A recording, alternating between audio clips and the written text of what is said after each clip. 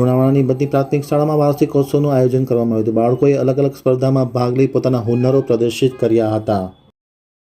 Lunawada આમતક news બ્યુરોમાંથી Asif શેખનો એક વિસ્તૃત અહેવાલ। બધી પ્રાથમિક શાળામાં બાલવાડી, બાલવાટિકા અને ધોરણ 1 થી 5નો વાર્ષિક રમોત્સવ ગઈકાલે આજે 2 દિવસ માટે યોજવામાં આવ્યો હતો। વાર્ષિકોત્સવમાં મોટી સંખ્યામાં વિદ્યાર્થીઓએ અલગ અલગ સ્પર્ધામાં ભાગ લઈ પોતાનું હુનર દેખાડ્યું હતું અને વિજેતા વિદ્યાર્થીઓને પ્રોત્સાહિત કરવા માટે ઇનામ આપવામાં આવ્યા હતા।